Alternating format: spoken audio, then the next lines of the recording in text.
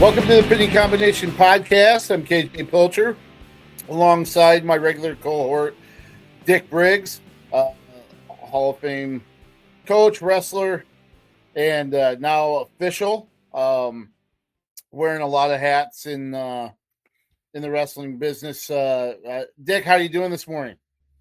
Doing good. I'm excited. We've got one of the giants in wrestling. I mean, throw him in with Ed Alaverde, Sandy Stevens, Tim Johnson, so all of the greats that have broadcast wrestling, and we've got Jason Bryant. Glad to have you here. It's my pleasure. I was actually talking to KJ about this this weekend at the Iowa Duel. I was like, hey, is the show? He's like, yeah, we've done a couple shows this season already. So I got it because I like to keep tabs on it. I put it in my newsletter when I see it, so I'll have to make sure I'm keeping my eyes peeled for it this season, not just because I'm on it. Yeah. JB, we talked about, we just mentioned Dick has worn a lot of hats in wrestling over the years. You as well. I mean, my goodness, the ambassadorship that you have for the sport, whether it's been in a media role or with USA Wrestling, you're announcing. If our viewers don't recognize your face, they definitely recognize your voice. Certainly the voice of amateur wrestling and then some, even beyond the sport as well. I thought this was kind of funny. I actually heard I've Been Everywhere by Johnny Cash here since Sunday, and there's some parallels, right? The word Fargo in that song. Every time I hear that song, I mean, it's I think of Fargo. Matter of fact, one year I did a video where I drove from Colorado Springs when I was working out there to Fargo, and I put a GoPro on my dashboard, and I recorded the whole trip, and that was one of the songs I used because it has the word Fargo in it. Yep, the whole first line. You replaced Reno with. You may have gone to Reno before. I've been to Reno. Yeah, I've been to Reno we flew in there for the Coaches Association convention one year at Tahoe. I actually have never been to that tournament, but I've been to a wrestling function where I've had to fly into Reno, so that counts. See, that whole first line is JB traveling, but you've done Olympics, you've done World Championships, you've done national championships, obviously state championships, all over the world. I guess let's just kind of back all the way up. How did you kind of get involved in wrestling at the first stage, and what made wrestling something that became a passion for you?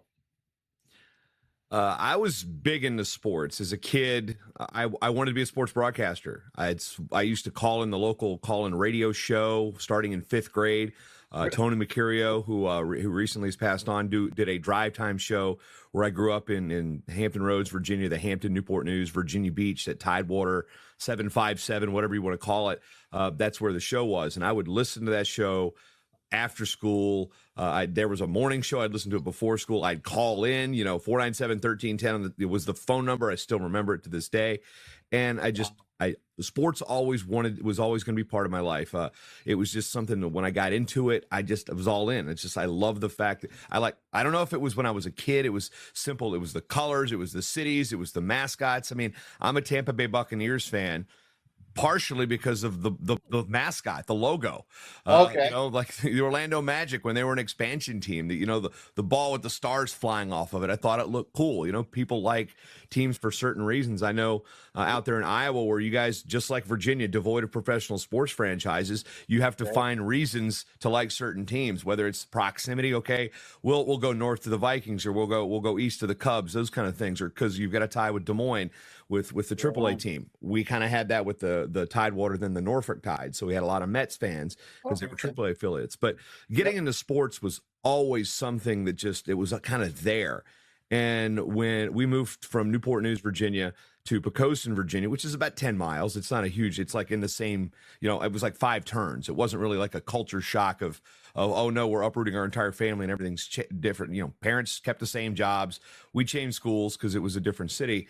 And then when I got into high school, our baseball coach, George Yeager, he's now the principal at the high school, knew that I was into sports and, said, hey, you can keep the book. He knew I wanted to be an announcer. So I, did the stats, and it was the opportunity to do PA. And he put me in touch with a guy named Greg Martin, who he went to high school with, who was a local fill-in DJ and was actually a 911 dispatcher. And he spent a lot of time around a microphone. And had a background in sports, so kind of trained me in baseball. And it was my sophomore year. I knew my little sports town was crazed because we weren't good at basketball. We were, it's one of those towns where everybody's at the football game on Friday nights. Everybody's at all the sporting events, regardless of how good the teams are. But when it came to wrestling, I went to a dual meet in January of 1995, and that's kind of what tweaked it to wrestling, because we won the match, and then a couple days later, the guy who took me, a guy named Terry Daniels, was a local townie kind of thing, and he's always been a sports guy. He's like, hey, I'm going to the Virginia Duels on Friday. Do you want to go? And famously, Poquoson High School and their wrestling club, the PWA, in the Peninsula area, that runs the tournament. And if you're kind of allowed to miss school on Friday to go to the Virginia Duels. So I was a sophomore in high school, and I went to the Virginia Duels, and it was really the big change was I was kind of hooked on wrestling that Wednesday when I'm at a dual meet, and we wrestled Deep Creek High School. And then when we beat the 18th ranked team in the country from Georgia at the very first high school division, Virginia Duels, there were 8 teams. Line Mountain, Pennsylvania was there. Grundy was there. Kevin Dresser was coaching at Grundy then. Parkersburg South was monsters. Mount St. Joseph was supposed to come, so I had to fill in. We were like the 7th. We're the local team. And we get in there, and we beat number 18, 27-26. And it was kind of the moment that I'm like, I love this sport.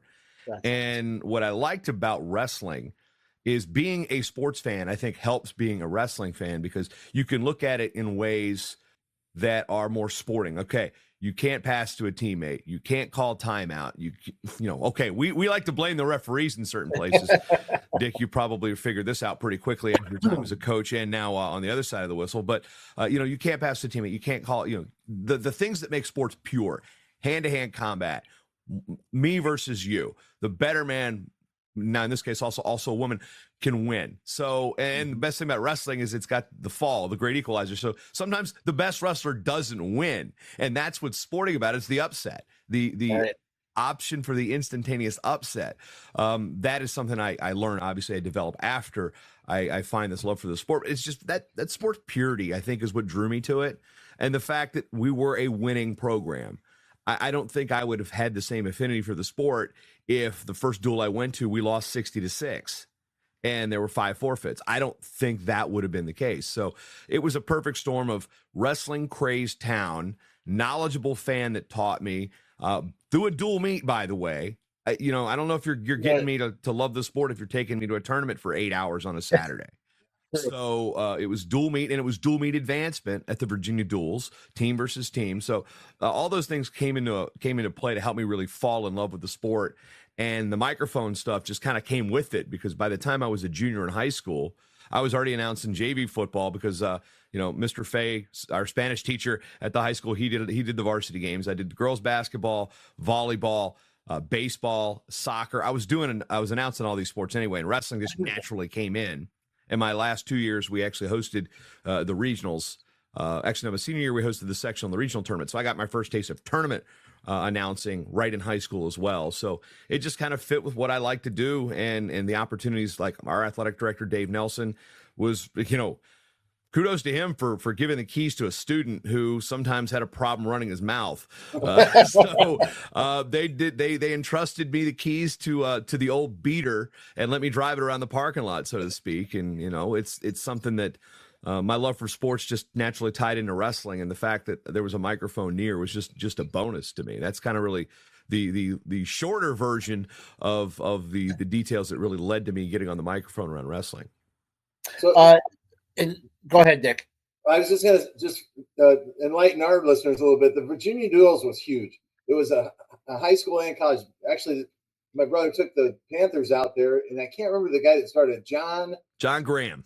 John Graham started the Virginia Duels. Man, it actually spawned, I think, into the national duels for Division I that don't do any longer. But that was huge, that tournament back then. So that's a neat tournament for you to kind of wet your whistle on there. So. Yeah, I still go out every year. I actually, it's one of the few things I still volunteer for. I joke that, being an independent, some of the, when you do a gig, you kind of have to have a fee to get off the couch, so to speak. But that's my wrestling club. That's my hometown. That's my Christmas. So I would, living out here in Minnesota, 1,200 miles away, I would go home for the Virginia Duels. I'd take an extra day or two on the front end. I'd go home. I'd see my family that still lives there.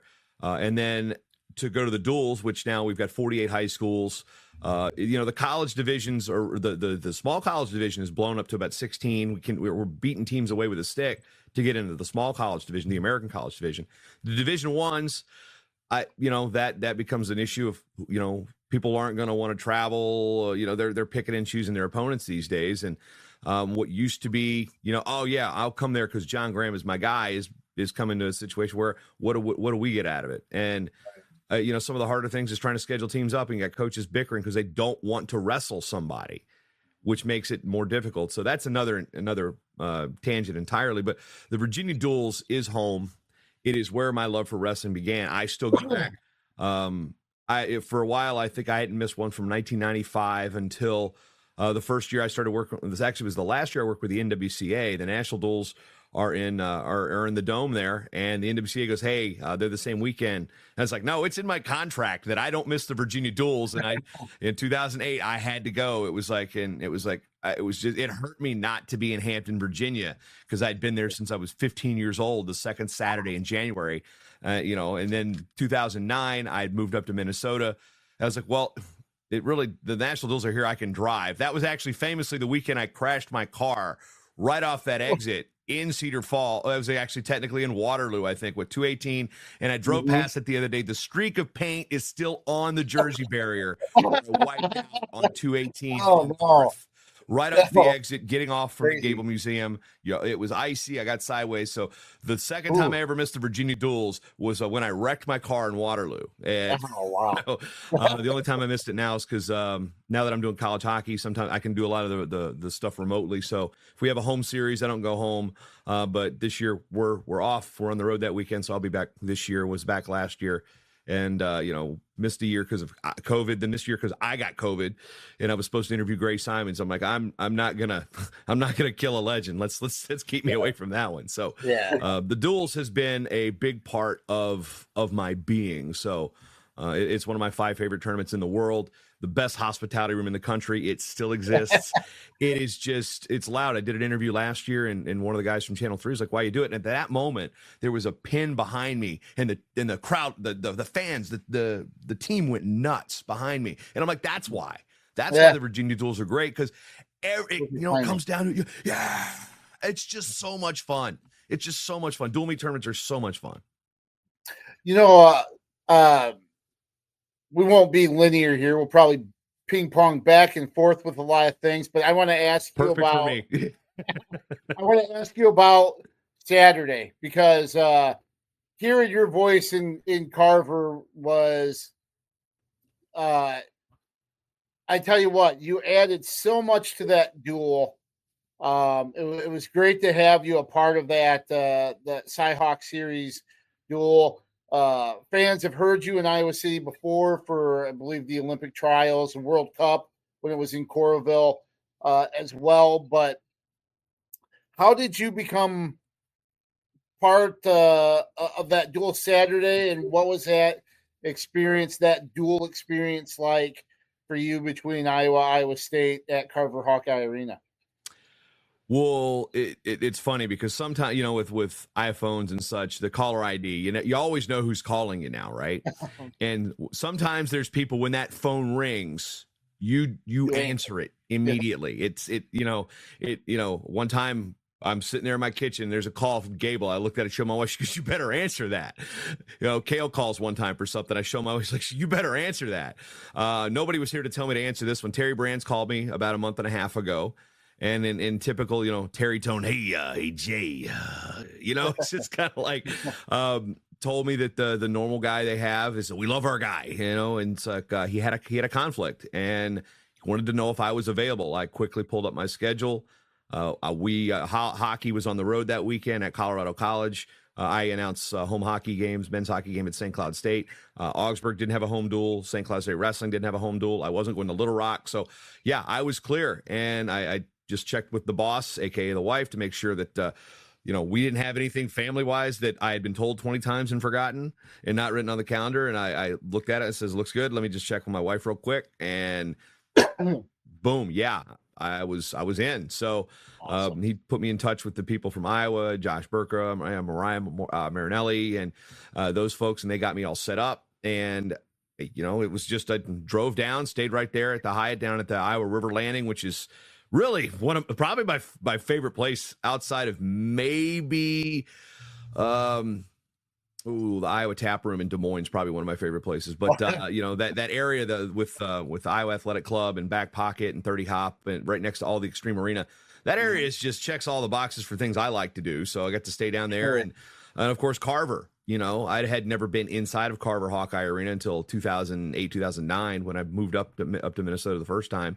Mm-hmm. And it's an iconic place. So the opportunity to do that was not just a yes, that was a hell yes. And it was just now about making sure the process is, working with the staff. I'd work with staff that Iowa through Olympic trials. Big Ten staffs are professional. You don't sit there and just like, oh, whatever. If you're in the Big Ten, they, wrestling is a religion in Iowa. They treat it as such, and the University of Iowa treats it as such. So I had no complaints coming in. My main thing I was really worried about was I can't remember what the announcing situation was beforehand. So I didn't want to step on toes. I didn't want to come in and create something that's completely different than what they're used to. Stay within the boundaries of what Iowa wrestling fans are expecting to hear.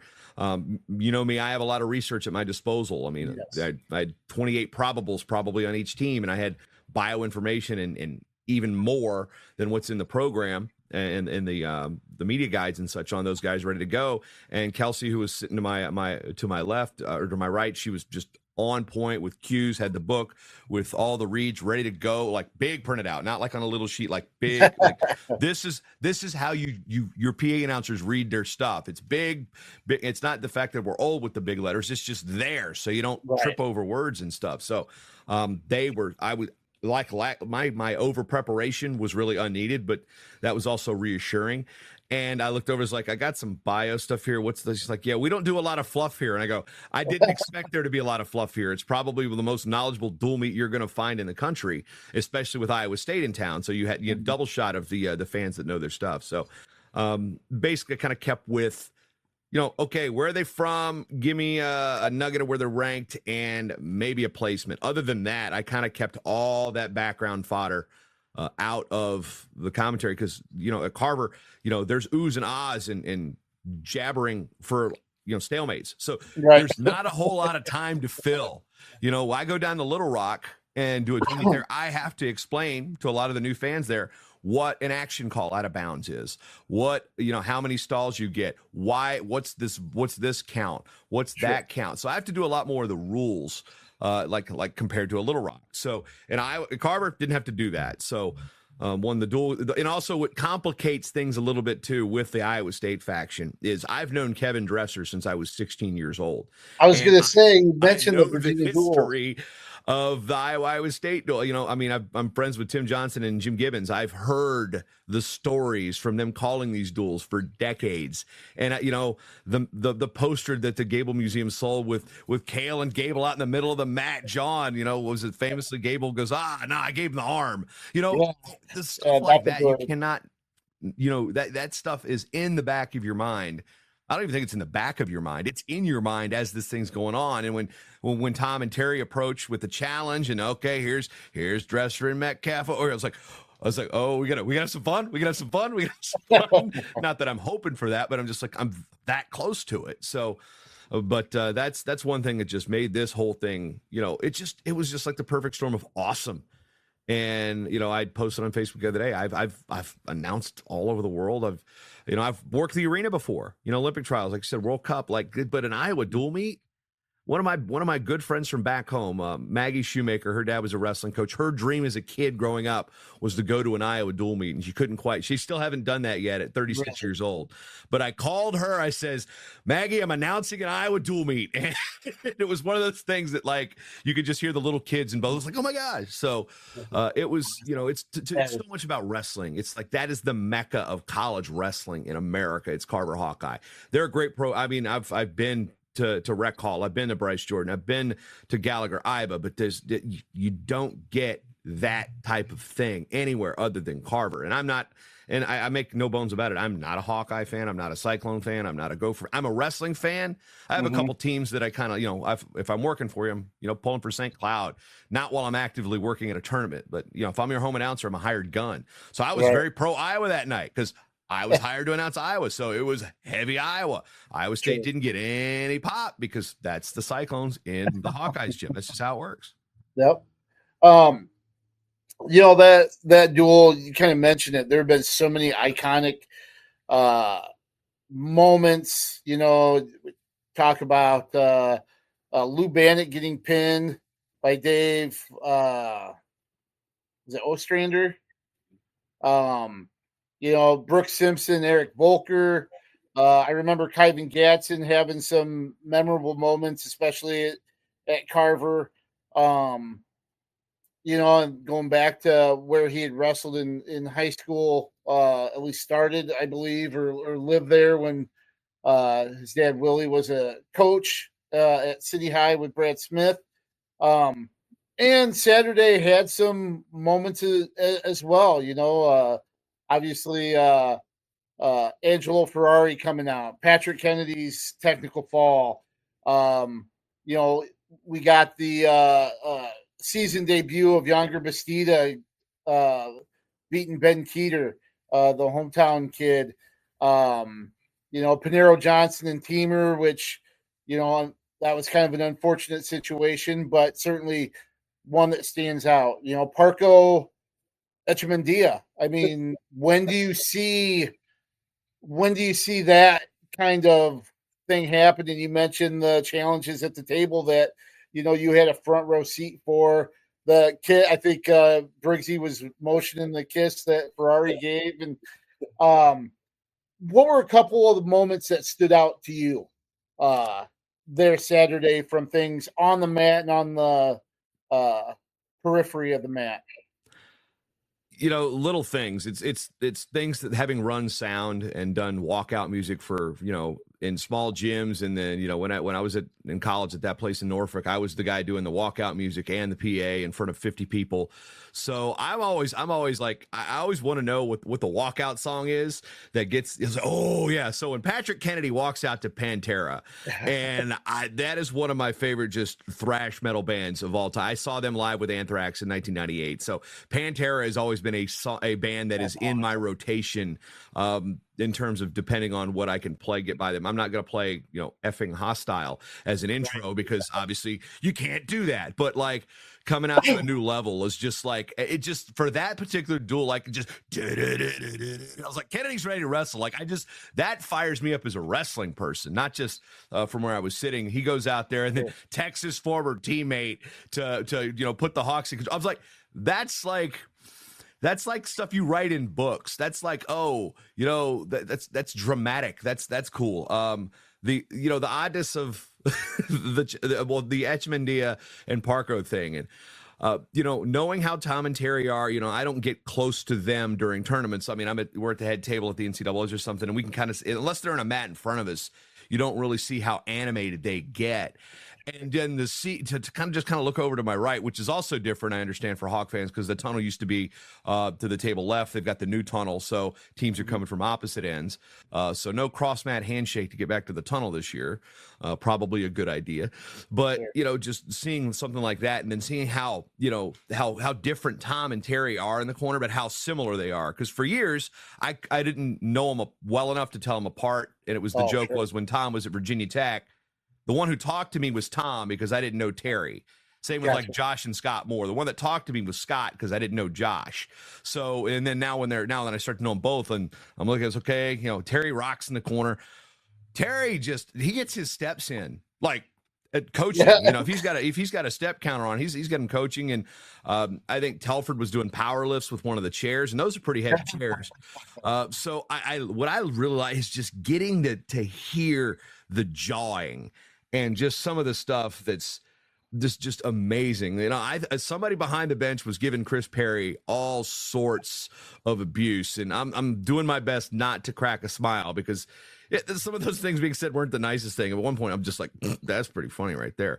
And I know, and it's one of those things because I know Chris. You know, you know, when you know everybody, the combatants involved, it's like you're trying to be like, okay, I'm not laughing at my friend getting mocked over here. That's kind of funny. But again, that Tom and Terry animation is what's really fun. And then just seeing, you know, because it's like a switch with those guys. And, you know, if you know them around a mat and that's all you know them, and then you get them on the phone and then you see them outside of, it's just, it's amazing the Jekyll and Hyde of their emotions. So to see that up close is also cool. And then Tom comes over at one point and is talking to Kurt Frost about something. And you could just see Kurt just go, Tom, stop it.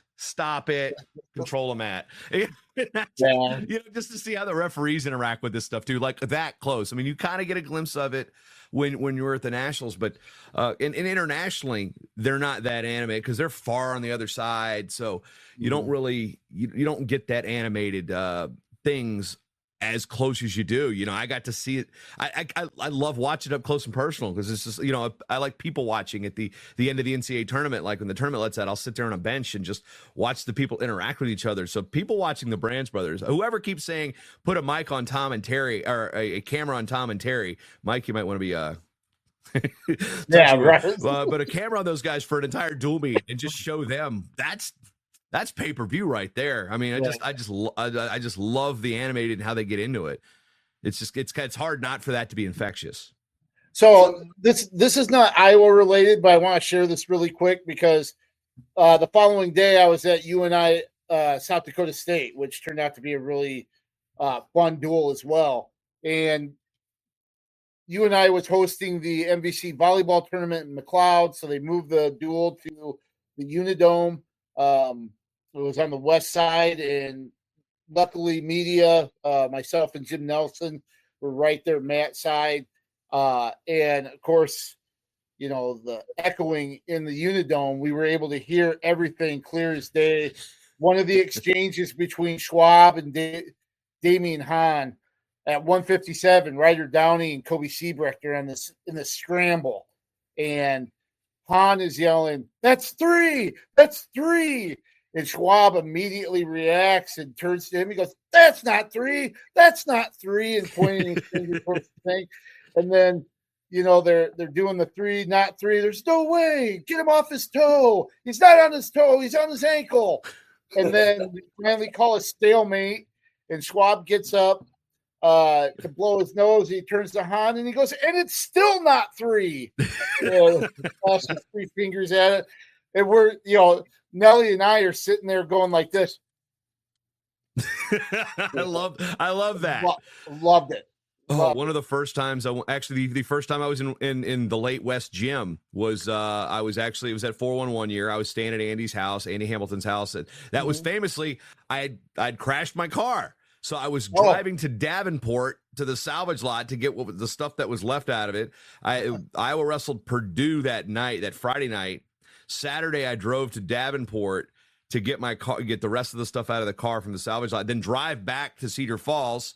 Bono was at Chattanooga and Penrith was at UNI on like a Saturday afternoon dual meet in West Gym. And that place, that was the first time I'd been in there, and those two are jawing, and West Gym wasn't super loud at the moment, but it was just, you could hear it banging on the floor. I'm like, this is great. It's like, I loved it. So then went back to Carver on that Sunday for Minnesota, Iowa. So, you know, it's just, I told Damian Hahn this yesterday as I was talking to him about something unrelated. I said, man, I should have planned my trip better. I should have gone, because I went through Cedar Falls on the way home. I was like, I just stopped into that duel. And he goes, "Oh, yeah, I get you. Iowa's a little, yeah, I see it. I was like, hey, that was a paying gig." So all things considered, because I was trying to book it back to Minnesota to watch Gable Stevenson wrestle. And then by the time I was there, I was like, you know, by the time I got home, the match was already over. I'm like, you know what? Yeah, I should have stopped into UNI for that one. Hey, you mentioned Gable Stevenson, and like I said, I'm like a squirrel or a dog that sees a shiny object. I'll go all over the place and get distracted here. But you mentioned Gable Stevenson. What are your thoughts about him coming back here? And can you remember a return that compares to him rejoining, college wrestling? I mean, has there ever been anybody that's kind of come back and made the same kind of splash than the news of him returning? I don't like to use the word unprecedented much because it's overused, and usually it's said without actually doing the resource to see if there actually has been precedent like this before. No, I don't think there is anything comparable because we're in an era that this type of thing really didn't exist other than, somebody comes off a mission or military service, and the guys that are of Olympic caliber aren't doing that. So, one thing Gable is using the rules that are in place now to take care of himself, to be an addition onto his team, and whatever he did outside of wrestling since, or our wrestling, or since then, to me it's immaterial because I see very little wrong with getting, as a wrestling person, a wrestling fan, an opportunity to see a talent like this compete again. Right. And not just like a spot schedule, because we really did miss out on a lot, because the COVID year killed a year. We had, an abbreviated COVID year, we had an abbreviated schedule, so we didn't see him in a full 40 match schedule. And then the sign off, we didn't get to see this guy high octane for 4 years. He didn't get to wrestle 4 NCAA tournaments. So it's not like I don't see him as getting the 5th year trying to wrestle for a 5th placement. He lost one. He didn't redshirt as a true freshman. So it's like, I don't see the fault in him coming to do this. Okay. This is what we've got. Okay. We're using the rules of what we got. He's not even that old. He's 24. I mean, like I was 25 when I graduated college after 7 years. He's 24 and is younger than that. Guy was born in 2000. So like, he's not super old compared to other NCAA champions. So get over the age thing. Get on when you're like, well, hey, he's using the opportunities that are there to make a life better for himself, make himself more marketable. Oh, and who doesn't want to win a 30 NCAA title? So I'm excited for it. He's tremendous. It's just, I fail to see the negatives because all the COVID extra year guys are gone after this year. We don't have to deal with this anymore.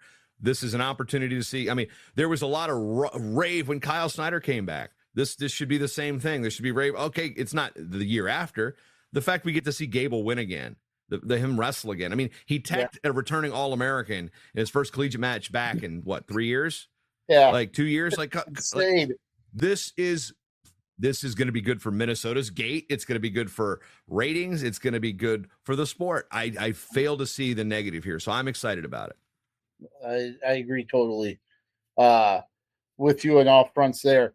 Hey, so we mentioned early, wrestling has taken you all over the world. I know the first Olympic games that you were able to announce was in 2016 in Rio, correct? That was correct, yes. Can you talk about what that stage is like? I mean, just to be a part of what is the grandest stage in the sport, and here you're announcing that. What was that first experience like? How has it maybe changed for you? And you got to tell us also about the research that goes in because you nail all the names. It's phenomenal what you're able to do, but what goes in to be able to nail every Georgian, Dagestani, Iranian pronunciation during that, and what's your research like? Because I know you are one of the most thorough people that I know in the sport. Rio was pressure cooker. We're fresh off of we're still the memory of 2013 is still fresh in our minds. That's right. We've had a regime change.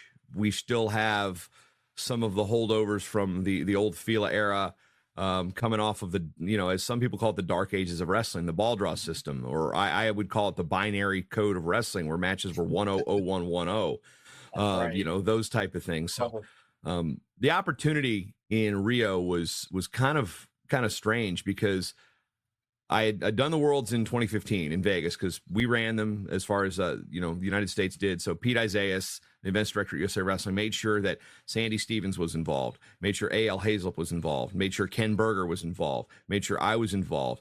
Brian Hazard was on a Matt side stream. So everybody, the voices that you knew in wrestling that were around, were involved. Kenny Berger had worked the Olympics in London. He was the second announcer there. He had worked Junior World Championships. He was an international helped he's a guy that helped me get my start in Virginia. He would do the high school state tournaments, and I lived locally. He's a referee. He's like, hey, I got, there's this kid. He's kind of green. Again, they gave me the keys to the car for the Eastern Regionals, and that was something I started doing in that area too. So Ken has been part of my career for a while, very long while. And, with Pete having those people involved, the Brazilian people, the Pedro Gamafila, the federation president there, who had gotten on the UWW bureau through the Save Olympic Wrestling movement, because they were going to be hosting, liked what he heard, and they brought me down for a test event. And I thought I was trying out for like a broadcast position, like a web streaming thing, because by that time I didn't work for USA Wrestling. I was independent. I had just come off of a stint running Amateur Wrestling News. I had relaunched Matt Talk Online, so I really wasn't sure what I was. I knew after going to London, I'm like, I need to get to Rio. I submitted an application. I was granted a media credential from the USOC, went through there. So I was going to go. It was just, how do I afford it? Who's picking up the tab? Am I going to have to, or can I not go? Go down there for a test event in January. And the day before, I get the itinerary, and I am the English announcer. I'm like, oh, they're trying me out for PA. Well, there wasn't a tryout. I was the only guy there. So, all right. Basically, there's the opposite, there's do your best, and then there's do your best, but it's not in the nicest terms, as don't bleep up, so both of those things are going through my mind. Went down there, and it was summer down there. So it was January. So it was sweltering, and it's coming off of the whole Zika scare. So you're worried about mosquitoes. You're worried about sweating like crazy. You didn't know what the Brazilians were going to be able to do. You heard all the horror stories about Rio planning for this thing. It was fine. We were in one arena that wasn't built yet. The arena we were in was not the same one, but there were 3 lined up. So the test event was fine.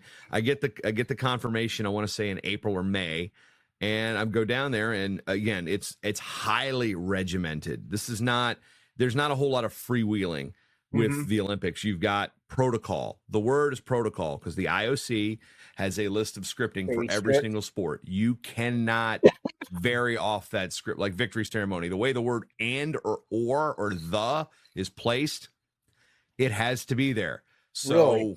Sometimes trying to fight, you got to pick your battles where you fight. Like, can I change this order here because it sounds better? No, that is protocol. Well, you still ask the question every single games until you get the answer you want. And then I actually had a conversation this past year about, hey, can we say these two countries with a pause or an and? Because there's no and.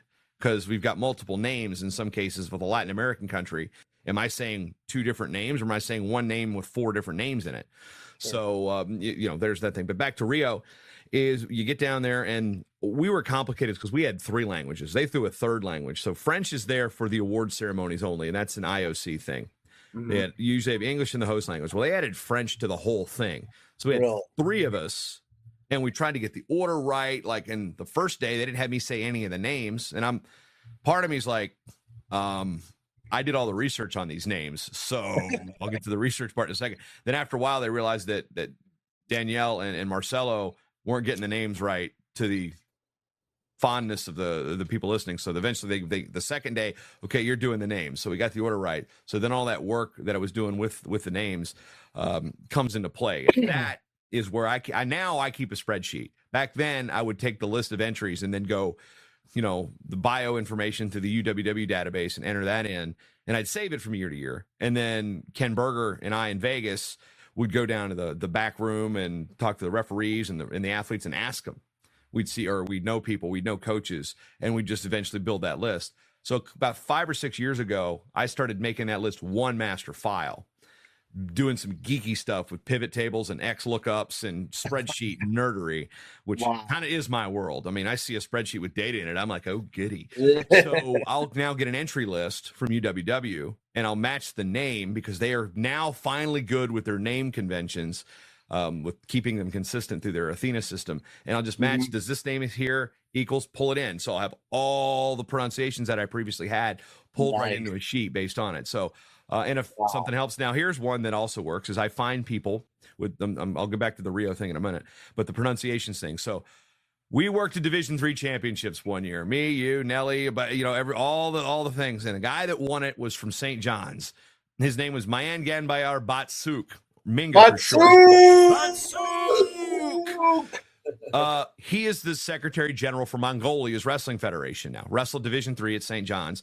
So when I have a Mongolian entry list, I will, I actually met him at the trials in like 2009. We were hanging out with the Northern Michigan guys, and I became friends with him then. So we're Facebook friends. So I will sit there and I'll take the entry list and I will use Facebook. I will record my pronunciations of it, send it to him, and he'll go, that's pretty good. But here's what they are. And he will come up and he will say them off. It's like, and there's one of them, and it was the heavyweight, and it's Togif Mungtor. Okay, Mungtor doesn't look too bad, but Togif.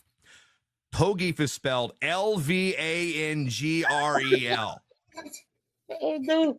That is not Togif. That's Lavangarel, right? No.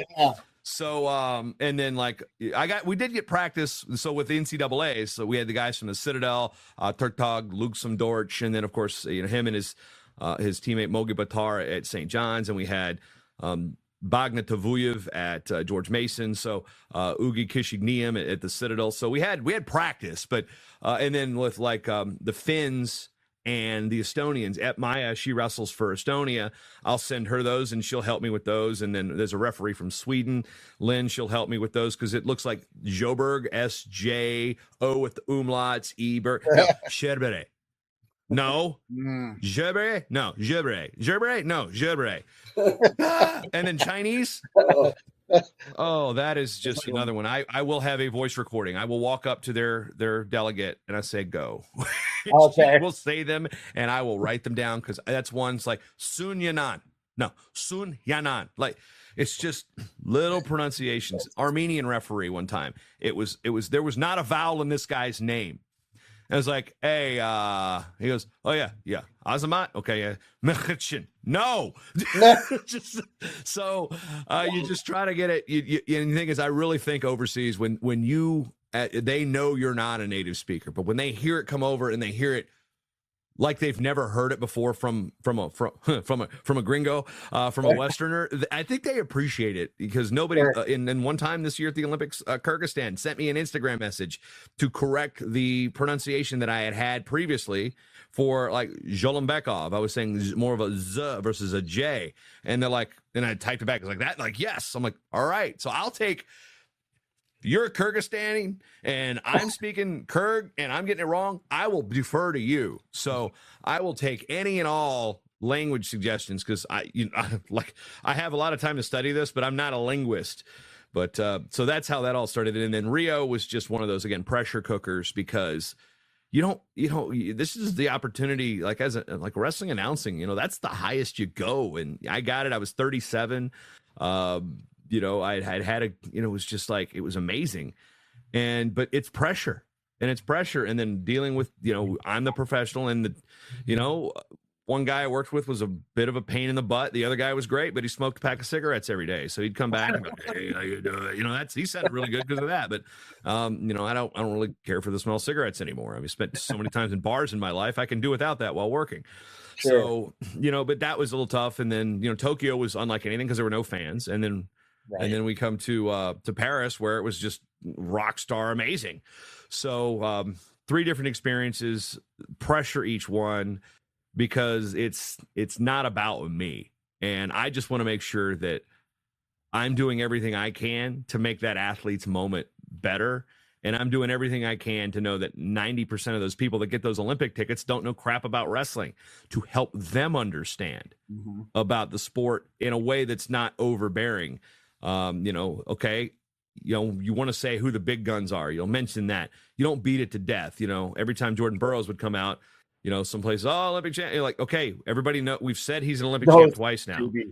We can ease off on that a little bit. So, you hit them with rule situations that come up. You don't hit them with the entire rule book to start the day. It's like if there's a situation comes up, okay, now we have an underline on the board. Okay, in international wrestling, we have no overtime. You see the underline on mat C. They also number them ABC instead of 1, 2, 3, which is right. Cause the gaff every now and then. Wrestling on mat A, on mat 1. NCAA's one time I said mat A. I'm like, mat 1. All those come into play. It's a lot of pressure because if I screw up, everybody hears it, right? Like everybody. Yep. And it's you say something like one time I think when Hazard said Kakalashvili's name he's like Kakalashvili, he kind of gave an extra syllable, and like the whole media table kind of looked over and started kind of giggling. He goes, Hazard's.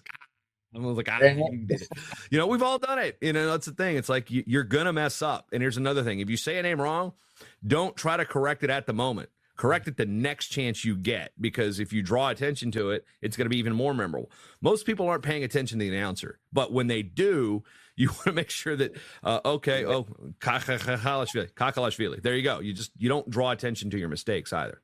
Sure. Attention to detail is so incredible in your professionalism. That's what makes you the superstar you are behind the mic and in front of the camera. One more question. Internationally, have you ever had? I'm going to take you outside the arena. Have you ever had any incidences where you felt unsafe or you're just uneasy or anything like that? Or has everything been pretty feel comfortable? By now, I'm pretty comfortable. So at last count, because I'm a list keeper, I mean, I've been to 43 states, I've been to 30 countries, and I've been to 4 former Soviet republics, yet I've never been to Montana or Maine. But so, the first time I ever left the country, and this is kind of one of these things that I joke with, is like when I left the country, the first place I went after I got my passport was Azerbaijan. That's not usually on anybody's map of places to go. That's the place you hit with a dart when you throw something in the map. Let's go here. Where's Baku, Azerbaijan? So I had to get a passport to go there. That's the only time because I didn't know. I'm this American who had never left the country, and now I'm not a cable news guy either way. So it's not like I'm impacted by whatever's out in the media about countries, because it's, we're 150 miles from the border of Iran in Baku. So, you're in the Middle East. It's, they don't consider Azerbaijan a Middle Eastern country. It's a former Soviet republic, but it's right there. It borders Iran. So the first thing, like my mom, for example, was like, oh, be safe. Stay. I was like, no, it's probably not like that. But I didn't really go out at night. We also had long days, so the opportunity to go exploring. Now, one day, Craig Sesker, Travis Shives, who worked at USA Wrestling at the time, and we went out to the market during one of like the slow start days. We went out, and I was like, "Yeah, it's kind of old. It was kind of dusty. It was they were doing a lot of construction." So that was like that first trip, and then I go back to Baku. I've been now to Baku 3 times.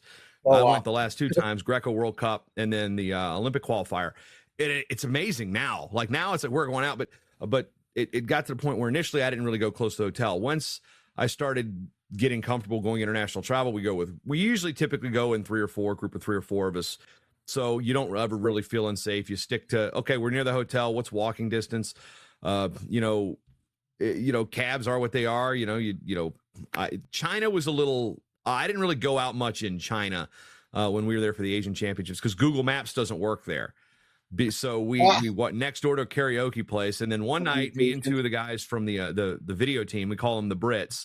I was trying to find a craft brewery in Xi'an, China. I found one, VPN, a Google Maps, so I could find it, and then the directions were like 3 miles off.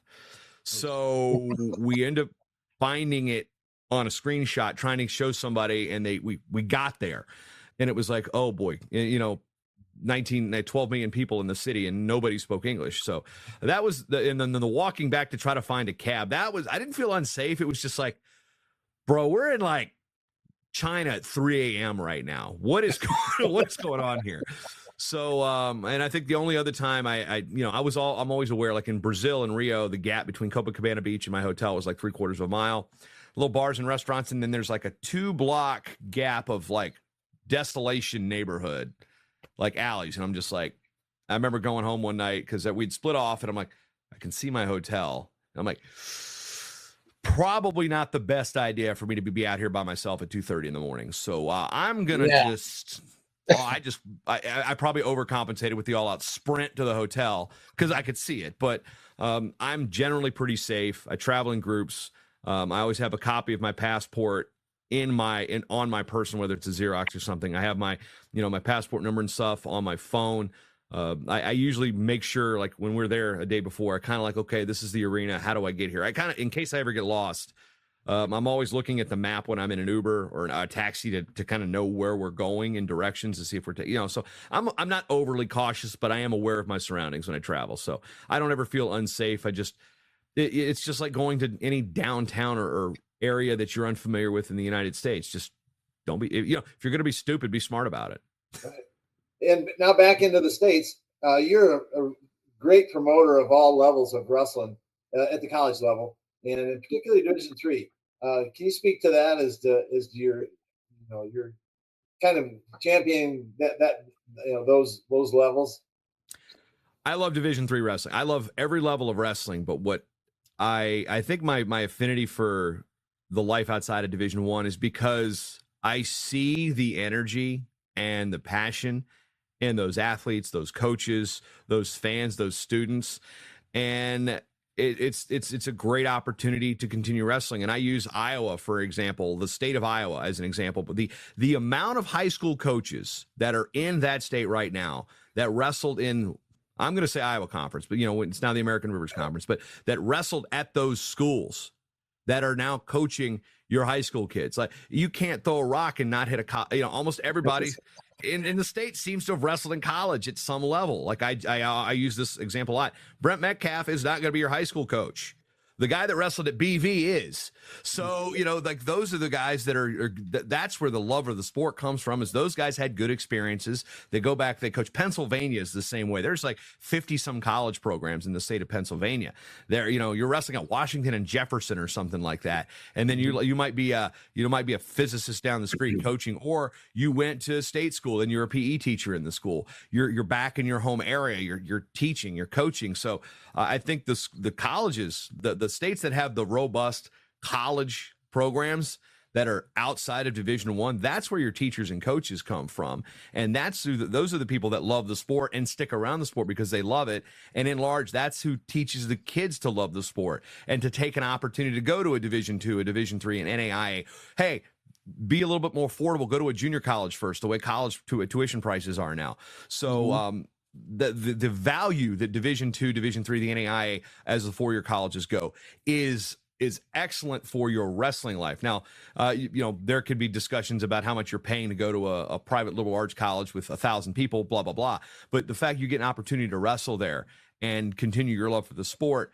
And I had the opportunity to announce the Division III and the NAIA championships, and I treat those opportunities. So I use Sawyer Miller from Indiana Tech as an example. He won it in overtime one year. I just blurted out, "It's Miller time." It was just one of those like organic calls. And I know that when, every Spencer Lee championship that I called the guy at the D3 the exact same way. I called the Olympic finals the exact same way. I called the NAIA champion the exact same way. So to me, I want to give that athlete the same experience that I give every other athlete. So this is where I do make it about me a little bit. It's where I'm at your tournament. I'm not gonna mail it in because you're at Division III. Let's go back to 2009. Kyle Klingman and I are working for Wrestling 411. Kyle had done some broadcast stuff with the company that had done Division IIIs. I think it was some company that NCAA had hired out of Indianapolis. And so Kyle had the in there, and then ended up, we were the audio team for the finals via Wrestling 411. We're doing a bunch of interviews, but that first year, and it was a Concy semi. So Clayton Rush is at Co. Seth Flodine is at Augsburg. They met in the finals the year before. Rush, I'm sorry, I know Rush's mom is, just loves this story every time I tell it.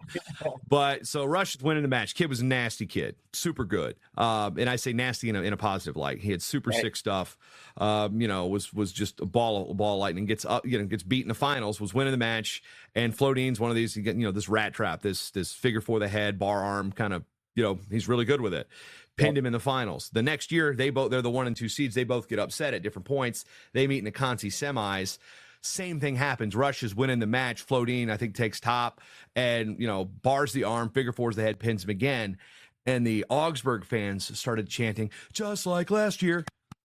Just like last year. Or heaven forbid somebody east of the Mississippi pulls a lunger and the entire the entire Midwestern, the Iowa Conference goes East Coast timeout, and I'm sitting there going, and I'm from East Coast. I'm like, whoa!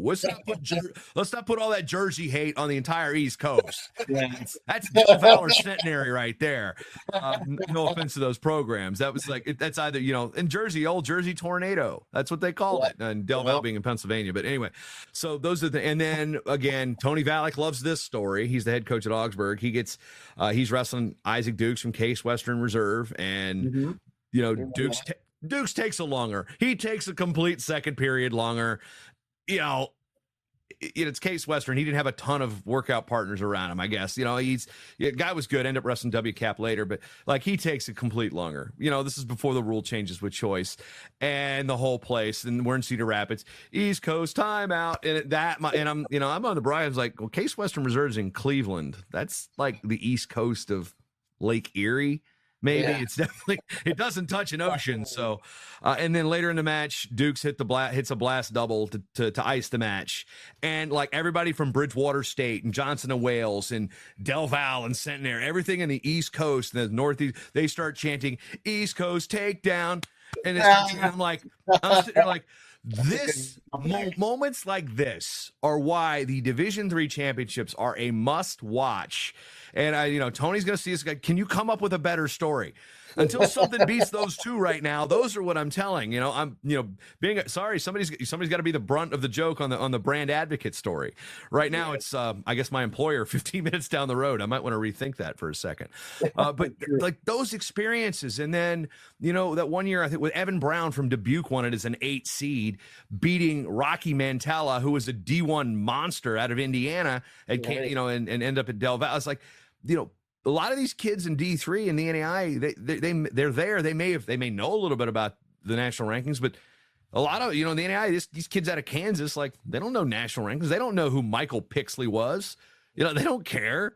You were number 1 in the country. Cool. I just beat you. I love that when everybody thinks when the D1 ringers come down to the D3, the NAI D2, that they're going to clean up. These kids know that either they don't care or they really get mad because they think you're going to take their title. So it makes that competitive balance fun because, I do get kind of annoyed when they say, oh, well, if they want to test themselves, go D1. Well, they can do that when they're done graduating.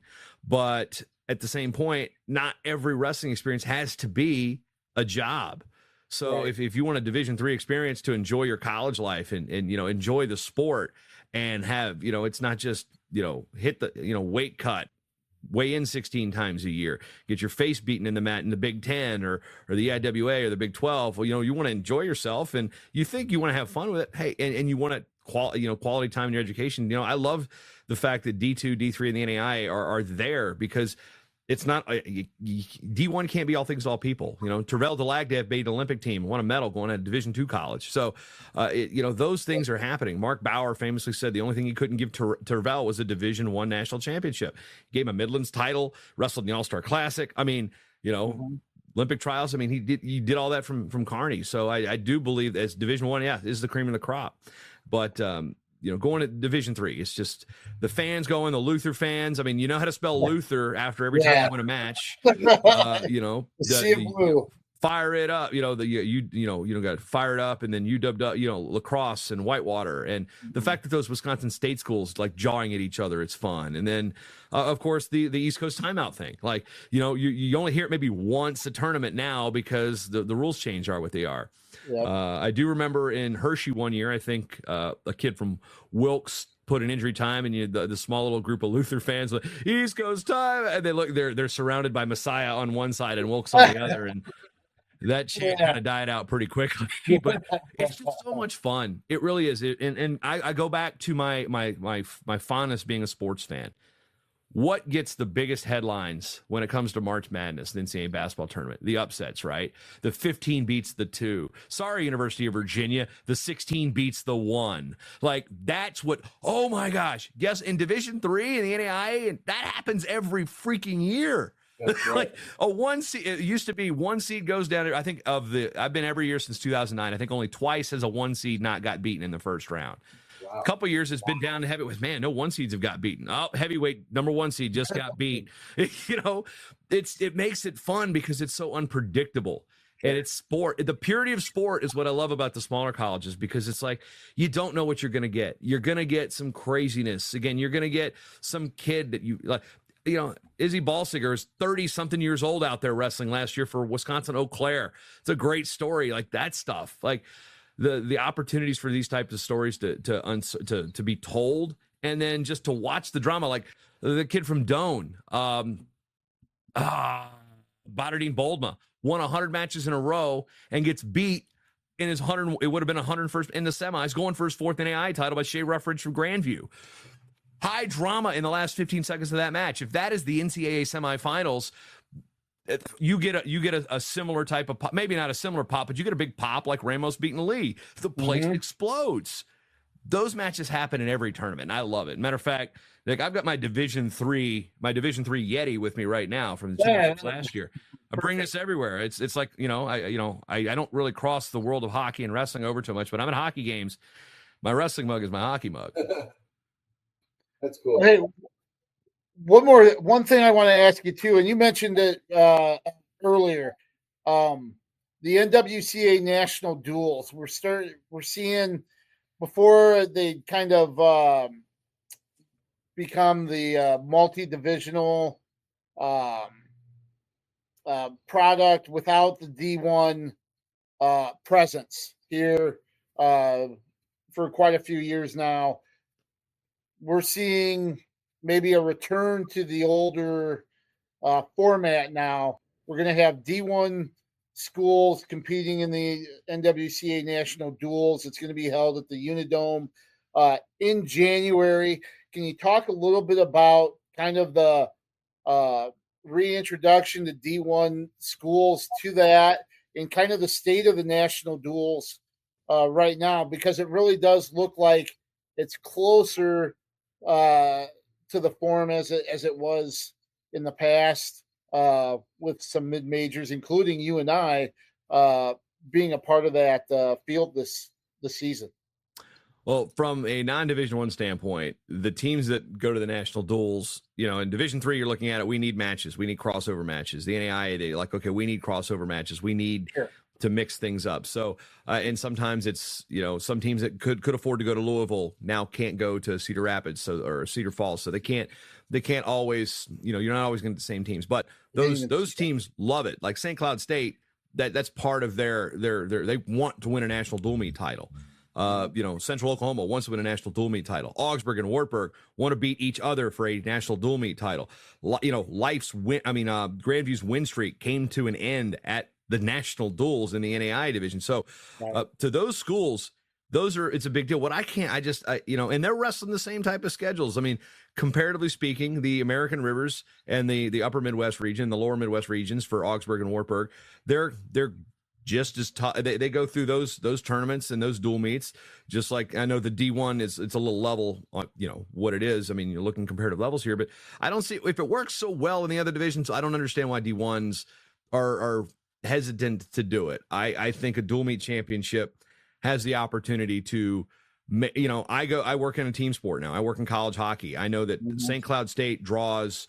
Last year we were 14th in attendance, and we drew 4,100 a game. Wow. That would be 4th in college wrestling. So and you got it multiple times. So the opportunity to team versus team is what can bring butts into the seats and make people wrestling fans that are, if you're not a casual wrestling fan, you're a casual college fan. I am a fan of my school. I'm going to go watch my school wrestle. I'm not a fan of my school, and I'm going to go watch two random schools wrestle in a sport I don't know.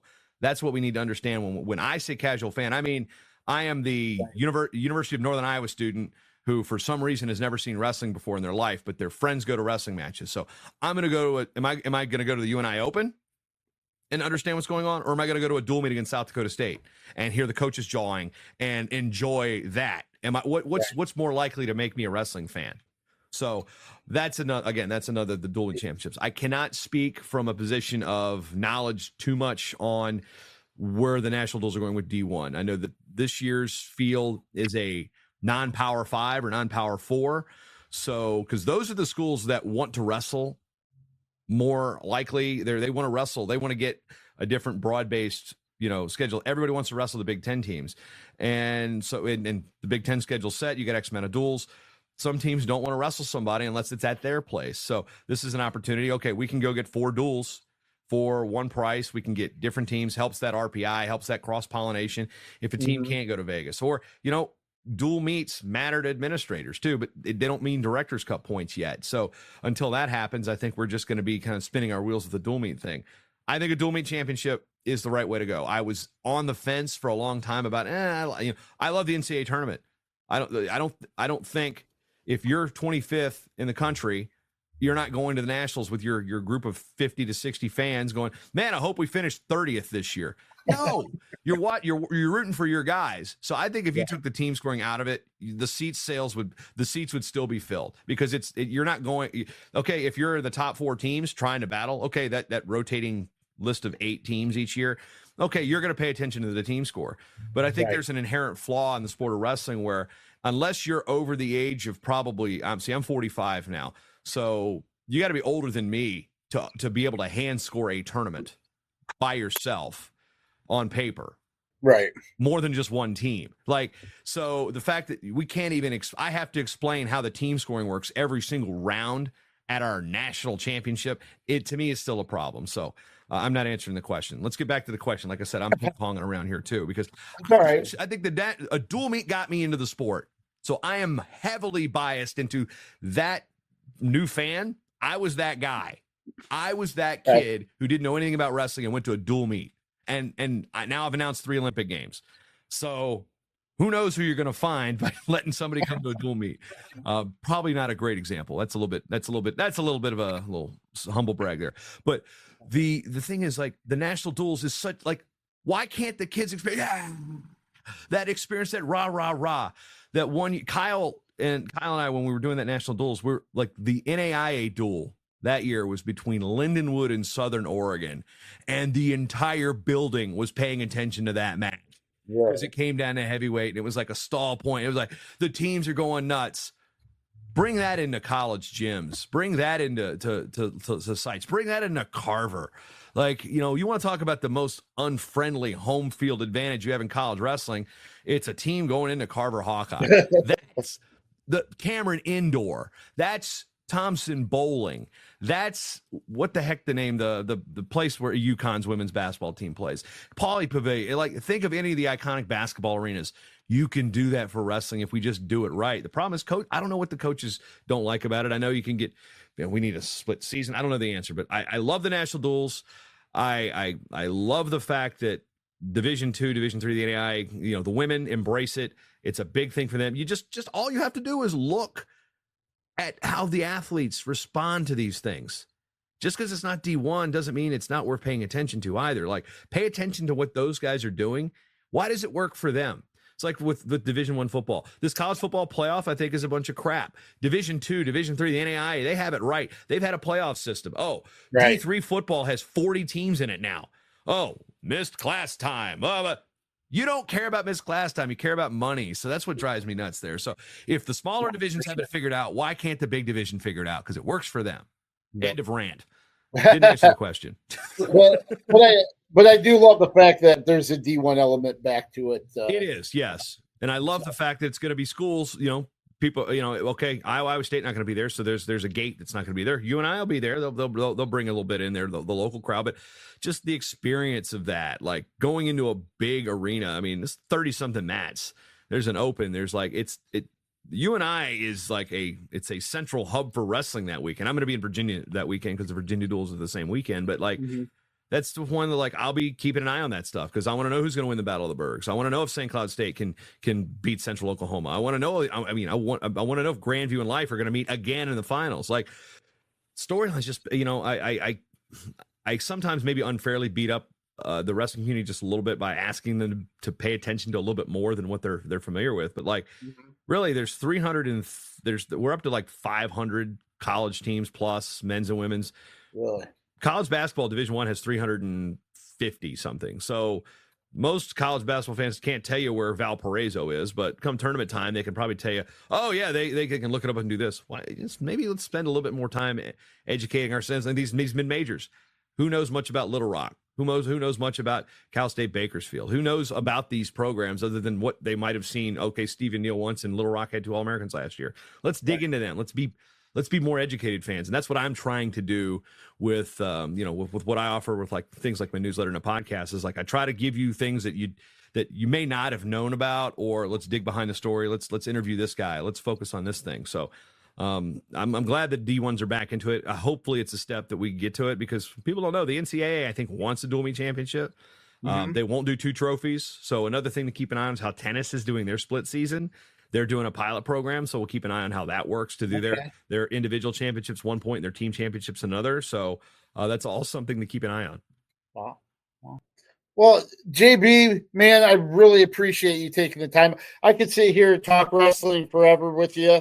Really appreciate you taking the time out and joining the Pending Combination podcast.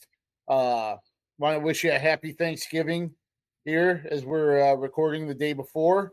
But man, thanks for all that you do for the sport. Thanks for coming on here and entertaining and sharing some of your experiences in the sport over the years. Yeah, my pleasure. Like I said, if there was no camera rolling, we'd sit here and be talking like this all. I mean, we text each other randomly about random stuff anyway about wrestling. It's like, just last night. Yeah, exactly. So awesome.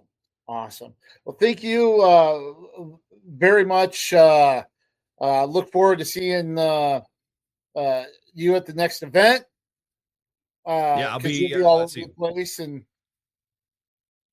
yeah, what do you have going on next? I got threes the NAIA, so I got my hockey season comes up. My next trip, I'm actually going to the California Community College Championships this year. First time I've ever do them. I'm going to fly out there to Lemoore, California, and then fly back through Arkansas, do a dual meet in Little Rock against Chattanooga on Monday, and be back up. So this coming weekend, we got nothing, and it's home hockey series. And then we got wrestling, St. Cloud and Sioux Falls. Then I hit the road. Like I said, California Community College is another. It's a weird league. I want to know more about it, so I'm going to be doing some interviews and stuff out there from that. The fall, they wrestle in the fall. They wrestle in the fall. I want to know all about this stuff. It's kind of different, especially in high school. They have one class for as big as they are. California wrestling is kind of a different beast. I'd like to thank Jason Bryant again for joining us today. Briggsy, when you talk about people that have done it from every level and remains. He's so exciting. He promotes the sport with so much enthusiasm and has done it from all levels, internationally, high school. I mean, he is an asset to the sport, and it's fun talking wrestling with him because he loves it so much. Right. And the guy has been around the world. He's, spanned the globe. And so that's fortunate for him. That's pretty cool, but way fortunate for us to get to share, our time with him. Well, definitely. And one other thing too that we didn't get into, he has been helpful. Like he would run podcasts or produce podcasts for programs to help them promote their own program. And he's done it for D3 programs, D1 programs. So he's somebody that, you know, he is just an absolute. When you say ambassador, he certainly is that for any and all people that want to promote wrestling. I know he likes to advertise programs when he's wearing their shirts and stuff like that. I think 100 shirts and 100 days, 100 shirts kind of thing he did once maybe, and it's great to have him here. And of course, he was announcing the Iowa State duel. We talked about that just a little bit. 21-15 in favor of Iowa, their 20th straight win over the Cyclones in the duel. Just really quick, what are some things that kind of stood out to you there with what transpired Saturday? For me, the first thing on the surface was Iowa State came ready to wrestle, and that was a huge question mark. We didn't know what kind of lineup they were going to have. I mean, they lost to Stanford, right? Stanford early on, and had the majority of their guys out of the lineup. So for me, I didn't even know if Iowa State was going to be competitive in that respect. So right on the surface, Iowa State stepped up and they came out guns a-blazing and really they were one win away from tying the match, tying the meet. So so that one surprised me there. And then the individual things that came up, with Ferrari coming out of the tunnel and so the lineup, Iowa still hasn't figured out their lineup, and they've got a couple of weights where they're gonna probably throw some guys out there and then make their decision, I would guess, in January as to who's going to be, the solid guys there. But so that was the surprises there right off the top. Yep. Positives for Iowa State. It was good to see Panero Johnson in the lineup. It was good to see Bastida in the lineup. Adrian Meza at 125. No, it'll probably end up being Kyson Terakina that ends up being the guy by the end of the year. But if it's not, I think Iowa State's in really good shape regardless. And I think they're poised for good things in the future, because I really like what I saw of Meza, and he's unbeaten so far this season, so that was good. Obviously that 174, 184. When they mentioned for Oregon State in the probable lineups, Bryant at 74, Arnold at 84. I think everybody thought that may not be what we see going forward. Still wouldn't doubt seeing Gabe Arnold at 74, maybe Angelo Ferrari at 184. You could see PK wrestling at 174, possibly. You could have Brands and Arnold or any combination of those four guys. I think Iowa will be okay, and it showed that. Kennedy with a big technical fall. He was somebody that, I kind of wondered when I saw him as the either or, I kind of had a feeling he might get the nod. And then I thought about what he said. He was asked about, when some other people transferred, why did he stay? He goes, well, I wanted to be a Hawkeye and I'm not chasing money. And not that he was throwing shade at the people that transferred, but I kind of wondered if there was maybe this kind of, you left us. You left us. That was your choice, and it didn't set well with him. And he beat Riggins, and it looked like at the end he wanted to make sure people got a point. There Ferrari looked really good against Evan Bachman, who's a tough 84-pounder. So I think those were some of the things that stood out. And the Teamer thing, I've been asked 100 times here since Saturday, the extent of Teamer's injury. Have no idea. Branson, Dresser, neither one wanted to speculate on injuries to Teamer. And then Connor, you Uten at 165 for Iowa State, who got banged up against Caliendo. So we'll just have to kind of play that by ear. The good thing, really, for both teams is the pre-January schedule really lightens up. Iowa State goes to Las Vegas, and then they're off for a while. Actually, Iowa State has 2 duels in December, I think. North Dakota State good. and someone else. Iowa's off for a while, but I know that was the double duel. I was thinking Iowa State kind of had maybe they just don't have home duels during that time. Are they on the road? Are those duels on the road then? Because maybe I was thinking home duels then. But yeah, Iowa's North in Humboldt. That's their Humboldt. Oh, okay. Then, that's the annual Humboldt. That's on the 15th. Then on the 15th, and then 21st, they're at Missouri. No, they're in Tennessee. They wrestle Lockhaven and North Carolina and Ohio State. Okay, so scratch that. I was off on Iowa State.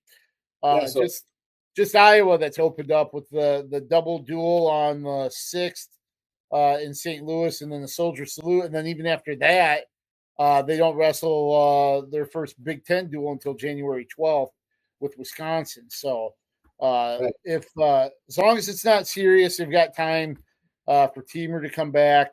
Iowa has, I would assume Caleb Rachi would be the guy that would step in. He wrestled 157 against Oregon State to start the season. He's had experience there before. He's been a starter for Iowa. I would think he'd be the guy to step in, probably for the short term there, as long as it's not a serious injury. Right. And now, excuse me, I was looking for the Iowa State schedule. Did you mention that Iowa goes to they call it the Journeyman Uncivil War down in Missouri? That's December 6th. They didn't give the full name, but they wrestle Princeton and Army down there, yeah. So, yep. On December 6th. Then they're off until the Soldier Salute that they hold at the end of December. We also mentioned UNI and South Dakota State in passing. Forgot to mention actually UNI turned around, wrestled Mizzou last night on Tuesday in a high school in Wisconsin, Arrowhead High School, or in Arrowhead, Wisconsin, something like that. And came away with a victory there as well. So UNI off to a 2-0 start against 2 quality teams. Right. So they wrestled in Keegan O'Toole's high school. That's what it was. Right. Okay. And so up in Minnesota. But the funny thing is that it's only 33 miles away from Parker Kakaison's hometown. So yes, and they had UNI had quite a big fan base there.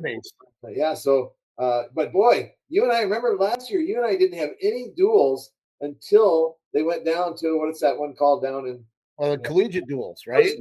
Yeah. So they had no duels, and this year they've changed it. They mixed it. They 2 top 15 ranked teams on Sunday, Tuesday. That's an interesting schedule, and so good for them. And they had, were they exciting duels. South Dakota State came down to criteria, and I don't remember the point spread. It was about 10 or 12, wasn't it? Match points. You remember off the top of your head? 62-51. There you go. So 11, and then last night, UNI really matched up well with Missouri and kind of put it to them a little bit, 24-10. And there was 5 matches in that meet that paired 2 ranked wrestlers, and UNI won all 5. Wow. So that's good. I mean, UNI's got a real nice. It appears to be a real nice dual meet team if they can match up with teams. Right. You mentioned that watching Corey land at 133. You know what you got out of Cale Happel at 141. You know what you have with Ryder Downey at 157, and then Parker Kakaisen at 184. Wyatt Volker is capable at 197. He gave Zach Glazier a good run in the SDSU duel. Lance Runyon at heavyweight, I'm telling you, that's going to be somebody to watch because he's the one that got the decision at the end of the SDSU duel to force the criteria. And he wasn't that far away from a major in that one to win it outright anyway.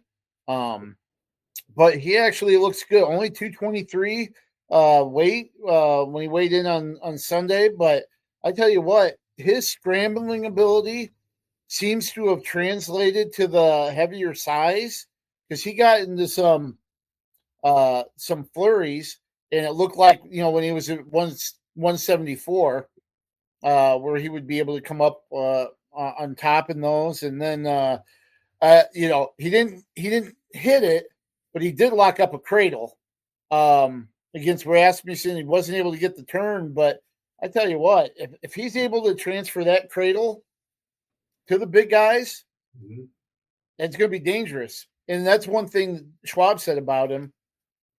It can't be a size or a strength thing. It's got to be a wrestling type of matchup for him. And if he makes it a wrestling match and kind of diffuses the size or strength disadvantage, he's going to cause a lot of fits for heavyweights. Right, and it's interesting. UNI has a fun team because they've got some seniors on the team, all the way down to some freshmen, and mixed in between. So they're going to be strong for a while, I think. Mm-hmm. And even the guys that you didn't mention, the weights that maybe just a step down just a little bit, they're going to be threats to win matches in these dual meets, which makes them a real strong. There's not really a weak spot in their lineup. Right. And obviously they have their big star with Parker. And don't count on Downey either, man. That guy, he's rolling hard. He's ranked top 5 maybe, or close anyway. Yeah, I think he was 6th to start out, but he's looked really good here to open things up. And they have Colin Realbuto. People forget about him because he took his Olympic red shirt. He's still coming back from injury a little bit. I see he got on the mat last night for an exhibition match with Missouri, but he's somebody at 149 that could come back to the lineup and maybe add some things there for UNI too, and kind of strengthen some things. But yeah, right now they got to be pretty happy with or pretty optimistic about what they can do this season. Right, and then if you look at their lineup, guys that aren't even in the lineup, their roster, I should say, they've got some young guys. Carter Freeman, that's a freshman, I believe, had such a great high school season in Iowa, or career in Iowa. And then Rob from wasn't he from Burlington, West Burlington, I think. Walrath, yeah. And so they got guys that are kind of sitting in the shadows, waiting their time and getting better. So I like where UNI's program is right now. For sure. There's some. Well, first off, I'll mention Upper Iowa, our only D2 school. They got off to a good start last week. They won 2 duels. They beat the University of Sioux Falls 32-12. They beat Newman 44-3. Won 16 of the 20 weight classes overall last Friday. Dawson Schmidt at 133, Ethan Doty at 141, 157 pounder Dalton Shams, Colton Vi at 184, Jeffrey Freeman 197, heavyweight Clayton Hours, all went 2-0 there. Doty Freeman picked up a pin in technical fall, and Shams had 2 major decisions to kind of lead the way for Upper Iowa. We start out 2-0 there. And of course, we had some D3 action going on this weekend. Co-hosted its tournament. Cornell had went to Olivet. So some D3 action on the slate last Saturday. Right, Co had their invitational. They had ended up doing very well. They had 10 finalists. They had a finalist at every weight, and they had 7 champs and 3 runner-ups. So Cornell And actually, the names for the co-champs were some local flavor and some familiar names. Braden Park at 125, Bryce Park at 130, Lindmar connection there. And then Dresden Grimm was a champ. And then at 149, at 157, Ty Kodum was 3-0 on the day. And then at 174, LJ Richardson had 2 pins in tech fall to win it. Jared Voss at 184, West Delaware went 4-0. And then at 197, Matt Arsenal was also a champ. At Cornell, like you said, they had a good showing there. They went 2-2. They beat Northern Ohio Northern 17-16 in a real exciting meet. And then Heidelberg, they throttled them 34-7. They did lose to Olivet, which is, by the way, is in Michigan, so that's quite a trip. 32-10. And John Carroll, they lost 24-14. So Cornell's doing a real nice job there. Loris was up at the CUW Open, which is in Macon, Wisconsin. Very beautiful, sitting on the shores of Lake Michigan. Been there a couple of times. Yeah, and so they had 2 champs. Chase Pfizer at 149. One champ, and then a runner-up Eric Kincaid at 157. Luther was off. University of Dubuque was up at the CUW Open. They had a runner-up in Justin Matson at heavyweight. And then Wartburg had 5 champs. Josh Gervey at 33. Kyler Romero at 41. Blaine Christie at 157. Casey Ross at 84. And Rich Williamson at 285. And so this week, up next would be, a lot of them are going to not be wrestled until next week with Thanksgiving, but Co is at Buena Vista, and then Cornell is off until the 7th, December 7th. Loris is off until the December 5th, where they'll wrestle Augsburg, and then Luther wrestles December 6th against Wartburg, and then UD wrestles December 7th at Nebraska Wesleyan. So that's a 3D wrap up there. Hey, I want to just add one little side note to the co-invite with LJ Richardson's title. So LJ Richardson, All-American, would be 2 seasons ago. In 2023, he finished 6th in the nation. Last year, with their stacked regional, he ended up getting 4th and missed berth, another trip to the national tournament by 1 match, by 1 win. The person that beat him for 3rd place in that last national tournament berth was Milliken's DeJean Glaster.